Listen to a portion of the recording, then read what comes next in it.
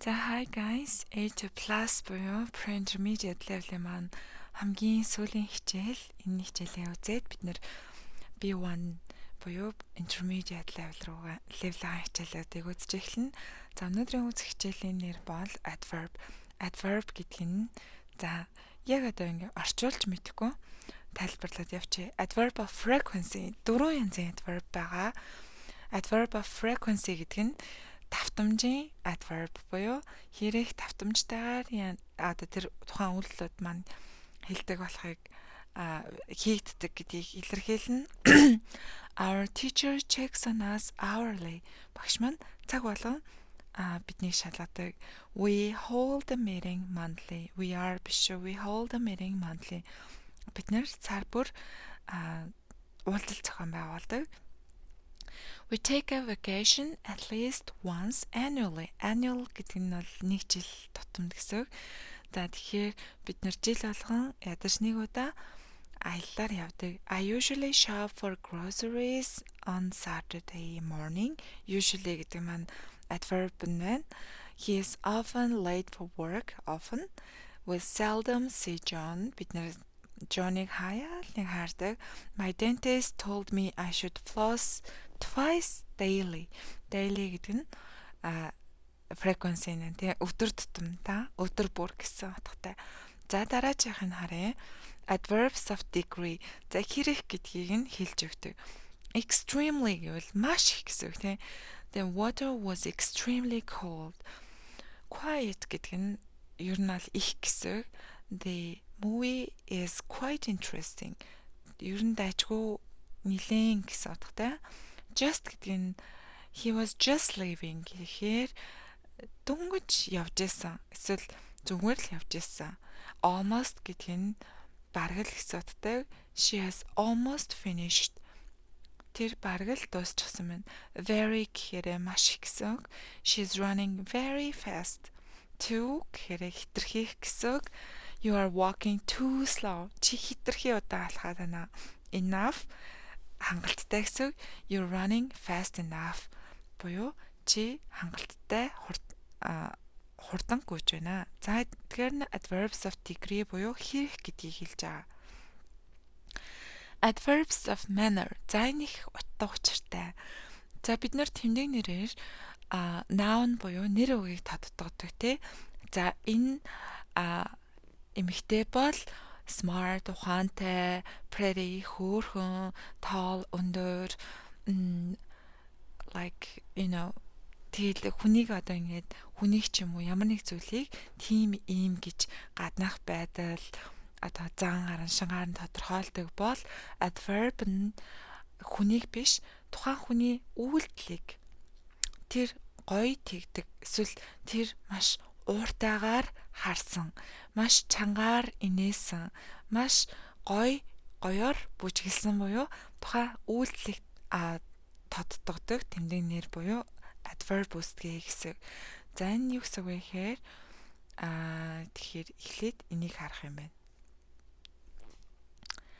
За тэр үйлдэлийг тодтогдог тэмдэг нэр үүсгэхийн тулд nice, she sings nice биш nicely, slow удаан гэдэг үг нь slowly, одоо walk slowly, quick хурдан quickly, run quickly, loud loudly, speak loudly, killing me softly, careful I drive carefully. I drive careful гэвэл буруу өгүүлбэр болчихно. Carefully. I draw beautifully. Би маш гоёор үзэсгэлэнтэйгээр зурдаг.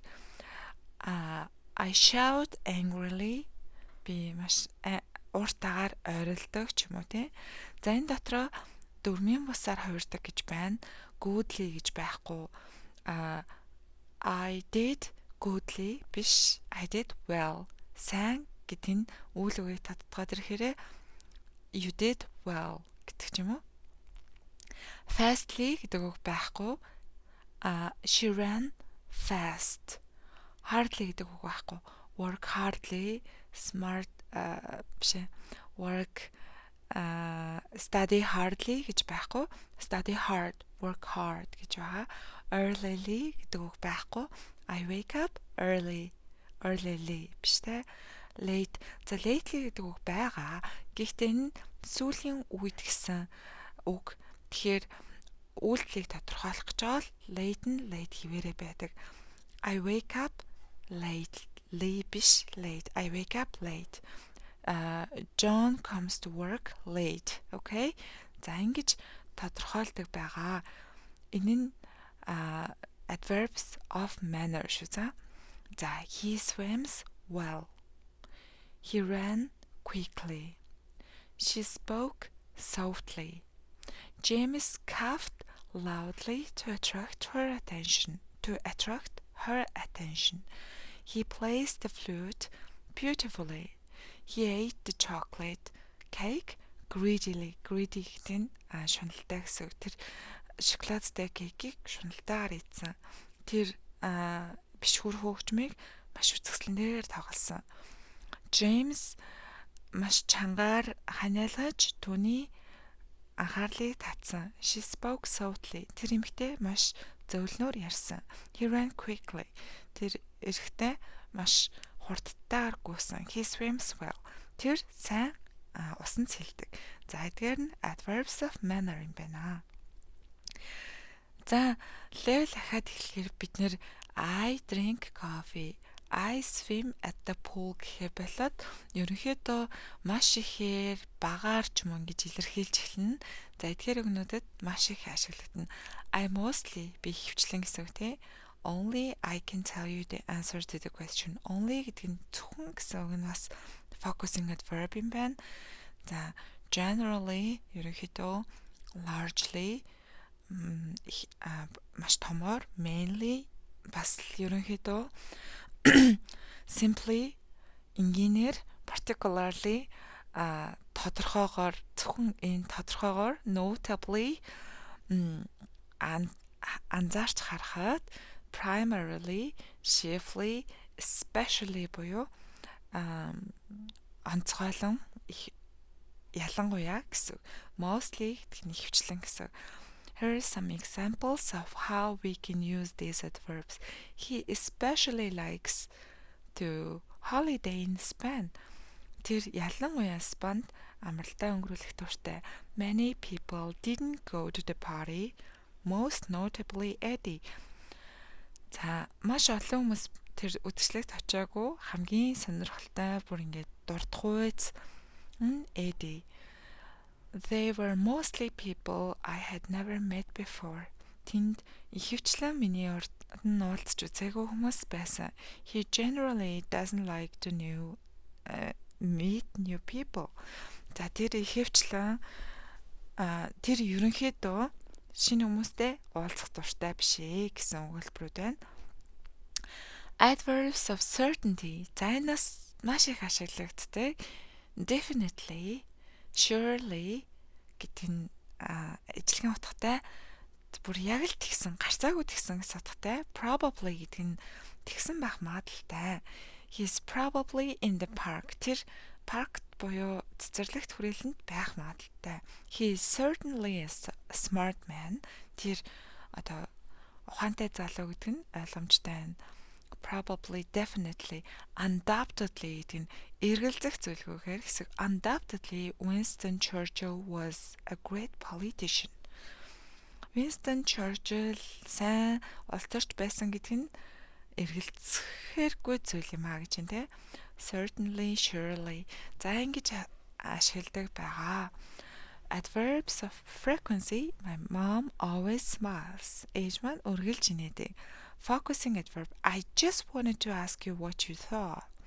I wouldn't particularly like to move to a modern house. Particularly гэдэг нь онцгойлон гэсэн утгатай тий. My sister sings beautifully. My sister is beautiful гэж түүний царайг хэлж байгаа юм биш. Түүний үйлдэлийг хэлж дээ. Тэр маш үзэсгэлэнтэйгээр гоёор дуулдаг. Clearly ойлгомжтой эртэй obviously гэж бас ярьдаг. She's going to win. Тэр ялхан тодорхой. За study hard, do well. За хичээлээ сайн хийгээд амжилттай байгаарай. Practice on Facebook, Аа за манай page Free English man гэж Facebook дээр пэйж байгаа. Одоохондоо хөгжүүлж эхлэх байгаа. Гэхдээ одоо үзэн видеонуудтай холбоотой ийм дасгал ажлуудыг Facebook пэйж дээрээ тавьдаг байгаа шүү. За ингээд өөрсдөө өгүүлбэр зохиохоос салхуу хүрээд байх юм бол пэйж дээрээ ороод ийм нөхөх дасгал ажлуудаа хийгээд яваарай. За ингээд энэ level